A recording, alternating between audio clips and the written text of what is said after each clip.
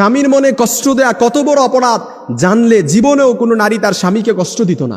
কিয়ামতের ময়দানে একজন নারীকে সর্বপ্রথম প্রশ্ন করা হবে নামাজের ব্যাপারে আর তার স্বামীর ব্যাপারে।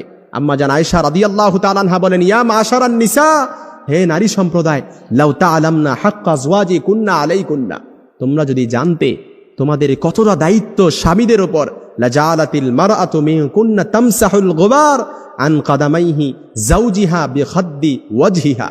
অর্থাৎ স্বামীর উপর যে কতটা দায়িত্ব, তোমরা যদি স্বামীদের গুরুত্ব বুঝতে পারতে তাহলে তোমাদের গাল দিয়ে স্বামীর পায়ের ধুলা মুছে দিতে। সুবহানাল্লাহ বিহামদি, এতটা গুরুত্ব স্বামীদের উপর। এই জন্য যে স্ত্রী তার স্বামীকে কষ্ট দেয়, যে নারী তার স্বামীকে কষ্ট দেয়, এটা যে কত বড় অপরাধ। এ ব্যাপারে আল্লাহ রাসূল সাল্লাল্লাহু আলাইহি সাল্লামের আরেকটা হাদিস, দুনিয়ায় যখন কোনো নারী তার স্বামীকে কষ্ট দেয়, জান্নাতে হুরেরা তখন সাথে সাথে বলে, তুমি কেন আমার স্বামীকে কষ্ট দিলা?